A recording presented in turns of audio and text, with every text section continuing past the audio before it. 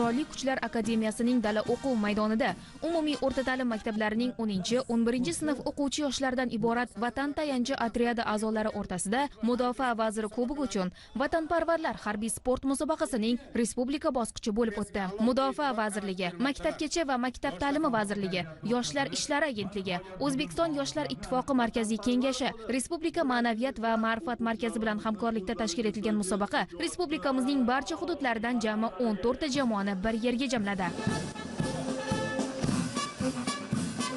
Avvalo bu yerga to'plashdan maqsad bularning ichidan qobiliyatli, rekord natijalar ko'rsatgan, sportni qaysidir bir yo'nalishlarida alohida bir e'tibor qaratsa natija beradigan katta xalqaro maydonlarda natijaga erishishi mumkin bo'lgan yoshlarni biz saralab olishga ham bu yerda alohida e'tibor qaratdik. Ta'kidlash kerakki, prezidentimiz tashabbusi bilan 2022-yilda tashkil etilgan Vatan tayanchi bolalar va o'smirlar harbiy vatanparvarlik harakati bugun yoshlarimiz uchun keng imkoniyatlar eshigini ochyapti. Ularni har tomonlama vatanga munosib avlod bo'lib kamol topishi, harbiy vatanparvarlik ruhida shakllanishi, eng muhimi, jamiyatda munosib o'rin topishlari uchun mustahkam poydevor bo'lmoqda. E'tiborlisi, Vatan tayanchi otryadiga a'zo bo'lishga o'quvchi yoshlarning qiziqishi ortib bormoqda. Vatan tayanchi otryadi a'zolarining xalqaro maydonda ham yutuqlari ko'p. Xususan, Qozog'iston Respublikasida o'tkazilgan Aybin 2023 yig'ini doirasidagi xalqaro harbiy vatanparvarlik sport musobaqasida vakillarimiz ilk bora ishtirok etib, 42 ta jamoa ichida faxrli ikkinchi o'rinni egallagan bo'lsa, Aybin 2024 harbiy vatanparvarlik yig'inida esa 52 ta jamoa ichida faxrli ikkinchi o'rinni qo'lga kiritdi.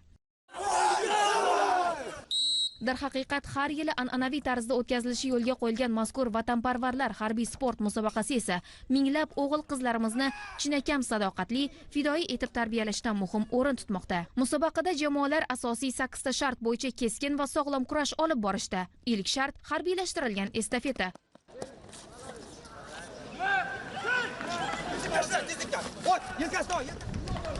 Ko'rib turganingizdek, ushbu shart ketma-ketlikda bajarilib, yoshlarimizdan ancha ter to'kishni, jamoaviy jipslik, musobaqa davomida tezlik bilan bir-birini tushuna olish va qo'llash zarur bo'ldi. Jabrlanuvchiga birinchi yordam ko'rsatish shartida ishtirokchilardan yuksak iroda, o'ziga bo'lgan ishonch talab etildi. Yoshlarimiz buni uddasidan chiqa olishdi albatta.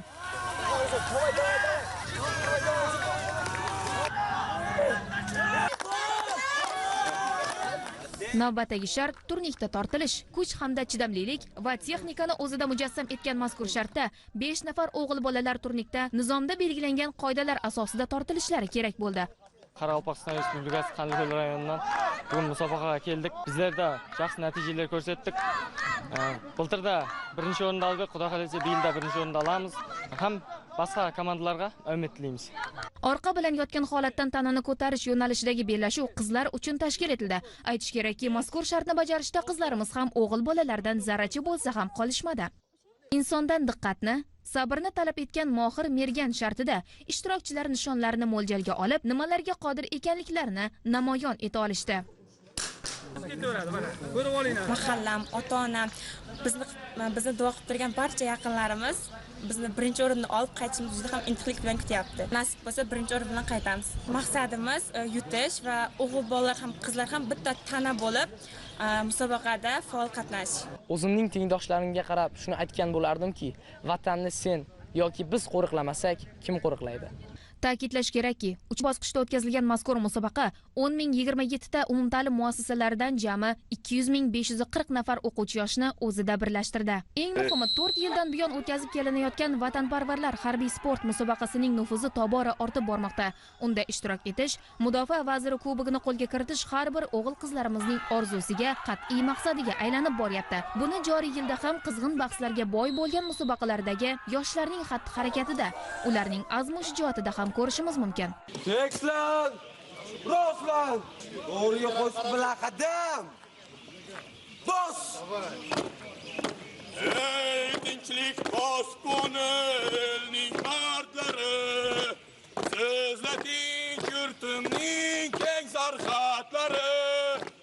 Safda viqor bilan jo'r bo'lib qo'shiq aytayotgan o'g'il-qizlarning qalbidagi muhabbat, ko'zlaridagi ishonch, qadamlaridagi qat'iyat ularning kelajakka bo'lgan yuksak ishonchidan darak. Safda qo'shiq aytish shartida jamoalar ona yurt tinchligi, unga munosib avlod bo'lishdek ezgu g'oyalarni o'zida jamlagan qo'shiqlarni kuylashdi.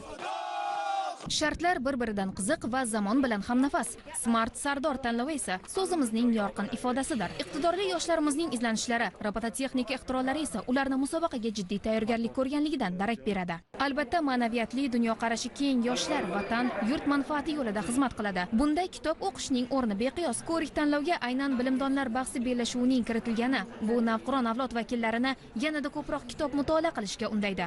Ushbu shartda Jaloliddin Manguberdi, Amir Temur, Zahiriddin Muhammad Bobur singari buyuk ajdodlarimizning faoliyati, Markaziy Osiyo davlatchilik tarixi, O'zbekiston tarixi kitobidan tuzilgan savollarga yoshlar to'laqonli javob berishdi.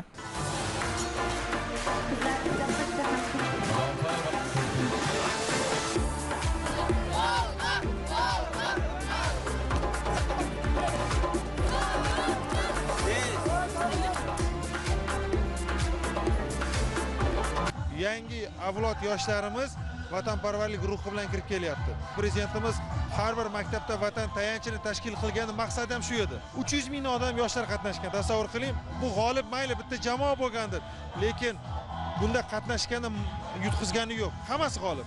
Shu 300 mingta bola bugun vatanparvarlik hissi singdirildi. Va endi har yili bunday tashkil etiladigan bo'lsa, har yili 300 mingta bolalar qatnashadi. Salom, vatan tayanchlari. Albatta, vatanparvarlar harbiy sport musobaqasida eng kuchli, epchil va bilimdonlargina Mudofaa vaziri kubogini qo'lga kiritdi. Aynan baholash mezonida ham hakamlar hay'ati a'zolari tomonidan ularning ana shu sifatlariga katta e'tibor qaratildi. Bir necha kun davom etgan bellashuv o'z yakuniga yetib, g'oliblar aniqlandi. Unga ko'ra, Samarqand viloyati vatan tayanchi harakati a'zolari 3-o'ringa loyiq deb topilgan bo'lsa, Toshkent shahar vatan tayanchi harakati a'zolariga 2-o'rin nasib etdi. 1-o'rinni Qoraqalpog'iston Respublikasi vatan tayanchi atriyadi a'zolari qo'lga kiritib, Mudofaa vaziri kubogi sohibi bo'ldi.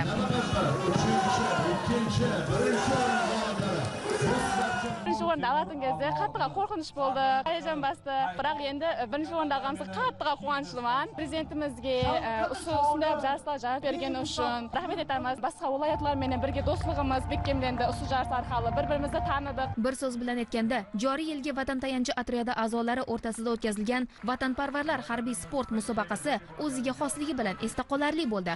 O'quvchi yoshlar o'zaro tajriba almashdi, do'stlar orttirdi. Eng muhimi, yangi O'zbekistonga munosib avlod bo'lish uchun yangi orzular, ezgu maqsadlar bilan qaytishdi. O'zbekiston Respublikasiga